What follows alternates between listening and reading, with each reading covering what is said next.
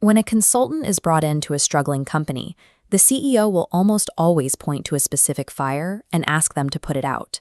The instinct is to immediately get to work, but attempting to solve a stated problem without independent validation is the fastest way to make an operation grind to a violent halt. Professional business diagnosticians, or shindenshi, use a mandatory buffer phase called the preliminary diagnosis. Think of it like medical triage. A doctor doesn't put you on the operating table the second you walk into the ER. They check your vitals and run blood work first. The goal of this phase is not to find the final answer. It is strictly an exercise in hypothesis generation and scoping. We are narrowing the field of view to figure out if it's a marketing issue, a production flaw, or a cash flow crisis. Without this scoping mechanism, a consultant will drown. A modern corporation generates a massive amount of cross-departmental data. Trying to process all of it simultaneously leads directly to analysis paralysis. You have all the information, but no vector for action. Bypassing the preliminary diagnosis and jumping straight to solutions wastes time, burns capital, and permanently masks the true operational bottlenecks. The foundation of the Shindanshi methodology relies on an uncomfortable truth. Executive perception is always biased. Leaders naturally view their organization through a subjective lens, influenced by their position and personal history. To neutralize this management bias, diagnosticians employ the triangulation protocol. This is a deliberate two-part system designed to force subjective claims to reconcile with objective reality. Phase 1 maps the executive's claims. We build the left side of the matrix by extracting the CEO's subjective reality, what they believe the problems are, what solutions they've tried, and where they think the company is headed. Phase 2 requires the right side of the pillar. We pull objective, 360-degree operational data from the company's internal records. By crossing the subjective narrative with the hard data, we pin the truth down in the middle. If you build a strategy based solely on qualitative interviews, you build on a skewed foundation. Triangulation is the mandatory standard for extracting objective truth before a single operational change is made.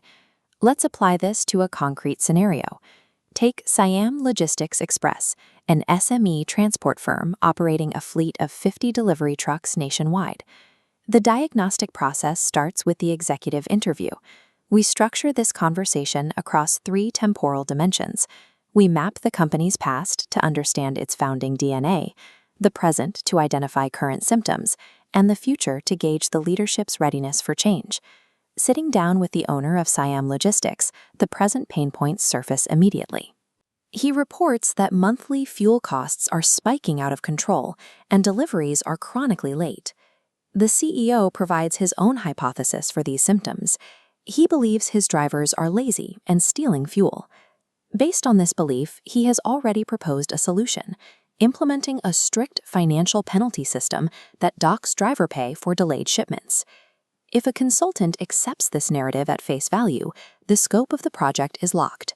They will spend weeks designing a punitive HR system that attacks the symptoms, completely missing the actual cause of the failing metrics. A Shindanshi operates under a strict rule: never commit to a solution based solely on an executive interview. The CEO's claims are treated as a starting point, not as verified facts. To verify those claims, we initiate the 360-degree data collection, requesting 4 distinct sets of documents: 3 years of financial statements, the organizational chart, HR turnover data, and the core process flow. These documents often tell a story the CEO cannot see. For example, a leader might claim they delegate effectively, but an org chart showing them managing 4 different departments immediately exposes structural micromanagement. For Siam Logistics, the consulting team requests a specific set of cross-functional data to check the CEO's claims: the fleet's vehicle maintenance logs, GPS tracking data, and the driver's daily shift records. We are gathering this specific 360-degree data for one reason. We are setting up a confrontation between management's operational beliefs and the systemic reality on the ground. We initiate the cross-check.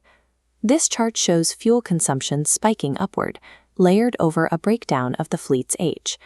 Maintenance logs show 80% of trucks are over a decade old and miss service intervals, burning 20% more fuel than baseline specifications. The deduction is immediate. The 20% spike in fuel costs is a mathematical reality of aging hardware, not a result of employee theft. Next, we transition to the time records, mapping daily shift data against individual driver GPS tracking. This chart shows a Gantt-style daily timeline for a standard route. The anomaly appears in the middle of the shift. Drivers are spending up to 4 hours straight parked in queues at the client's loading docks, waiting to receive cargo. The data connects the symptoms to the true root cause.